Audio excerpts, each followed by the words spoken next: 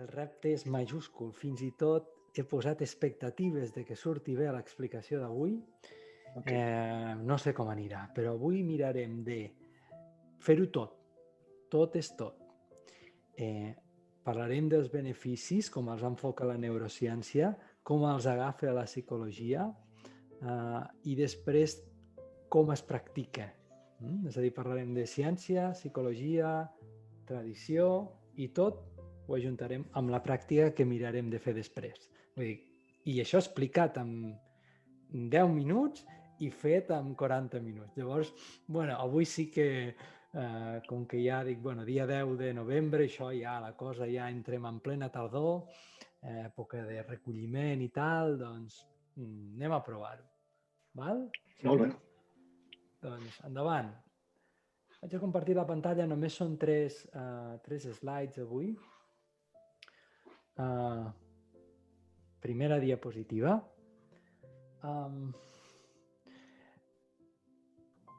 Hi ha molts estudis de neurociència, sobretot des de que l'any 2010 es va publicar a la revista Nature un estudi en el que sortia el monge Mathieu Ricard amb uns electrodes aquí al cap.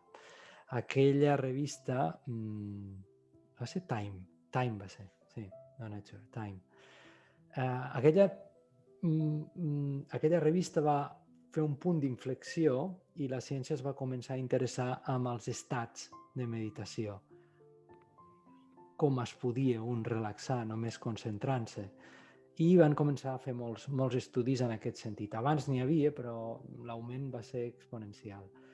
10 anys després d'aquest estudi, hi ha com un consens en aquests 4 beneficis que aporta la pràctica de la meditació, per ende la pràctica del mindfulness en el dia a dia, és a dir, l'atenció al moment present, tot el que anem treballant. No? Primer punt, el procés atencional.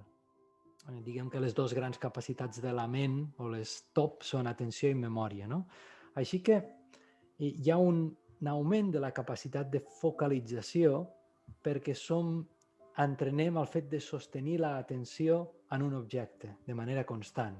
Això ens permet centrar-nos més en les activitats de la vida diària que requereixen de focalització i concentració. El que entreno seré, si no entreno no seré. Puc tenir les aptituds físiques i genètiques, però la pràctica és important. La consciència corporal. El fet de practicar l'exploració corporal i tècniques similars de connexió ment-cos, ser conscient de les sensacions, de la tensió com a desagradable o de la relaxació com a agradable, o que en un lloc no tinc moltes sensacions, tot aquest treball que fem d'observació equànime de l'experiència ens dona una major consciència corporal. Ens permet prendre les decisions de manera més corporal que no sol mental. La regulació emocional. Aquí hi ha un tema interessant que en el moment que observem el camp de la ment, el camp dels pensaments, des d'una consciència, que som la nostra consciència desapegada d'aquesta experiència, això ens permet sostenir més les situacions difícils. Aquí juga molt el concepte d'impermanència, el fet d'acceptar l'experiència tal i com és. Això no vol dir resignar-se, sinó començar a accionar des de l'acceptació. I el quart punt és potser el més difícil d'explicar i que si no has practicat o que si no tens pràctica continuada és com, ostres, què m'està dient este? No? Que hi ha uns canvis en la perspectiva del jo. Moltes vegades passem d'un jo molt egocèntric, on jo estic al centre de tot i la meva experiència és l'única que compta, a comprendre que jo formo part d'una naturalesa, hi ha una interdependència amb aquesta naturalesa i hi ha d'alguna manera algo que és impropi, que d'alguna manera que no és meu. Les coses no són meues. Així que la diferència entre jo i lo mío i el resto, jo i lo mío i el resto, es dilueix, no? i som més conscients de la interdependència. Si una de les coses bones ha dut aquesta pandèmia, que crec que poques, però a nivell de salut sobretot, però una de les coses que ja ens ha dut és la consciència d'aquesta interdependència i la consciència de la impermanència. Quan dic una de les coses bones, sobretot que ningú se m'enfadi, perquè amb tota circumstància crec que hi ha oportunitats, no? I ho visc així, no? Com una oportunitat. Espero que aquests 4 beneficis ens inspirin, no? Per una mica dir, i això per què passa? No? Com es practica? No? Doncs aquests 4 aspectes, per exemple, el procés atencional el practiquem amb, per exemple, l'atenció a la respiració, sostenint l'atenció en un objecte. I tota pràctica no queda en un sac buit, en una experiència etèria, sinó que d'alguna manera va reposant en la física i la química del nostre cos. És a dir, es van construint circuits neuronals a mesura de que nosaltres anem treballant cada un dels processos. Aquí us poso, i avui no hi entrarem, quines són les parts del cervell que tenen més a veure amb cada una de les pràctiques.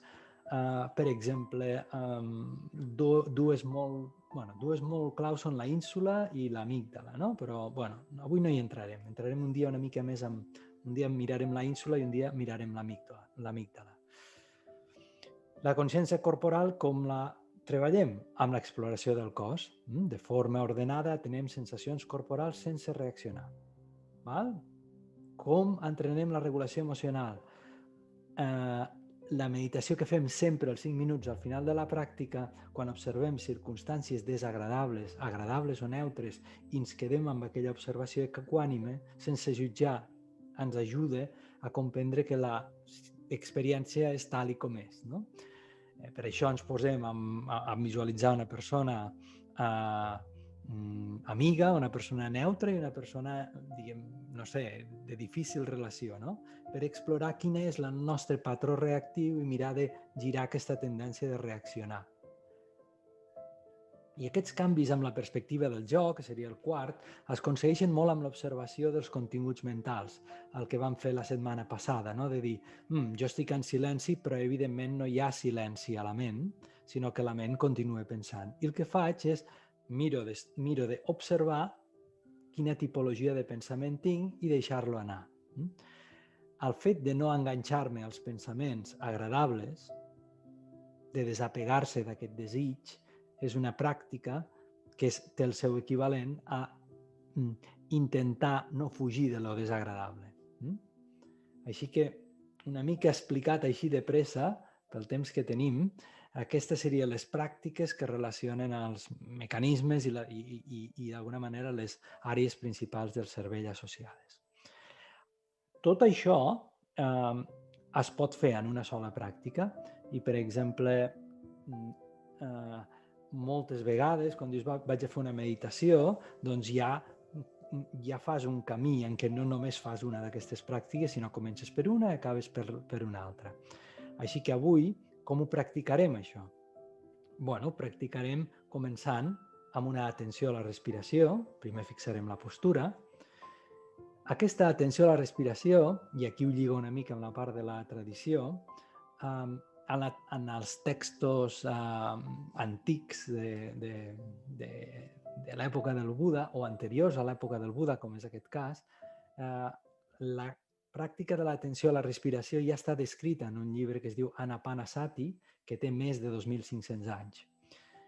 I la pràctica d'exploració del cos, les sensacions del cos i a la vegada la ment i els continguts mentals, tots aquests 4 agregats s'observen amb el que és la pràctica de Vipassana, si ens posem a anomenar-la des de la tradició.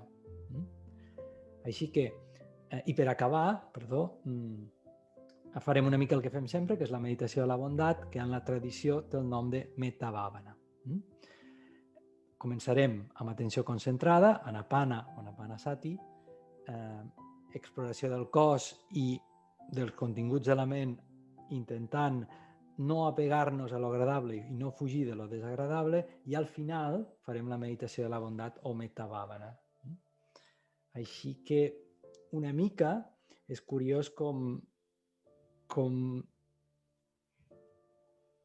hem anat fent aquest camí, no? Al revés, hem començat els beneficis de la neurociència i hem acabat una mica amb que, ostres, però si la pràctica que fem, no?, ja estava escrita fa 2.500 anys, no?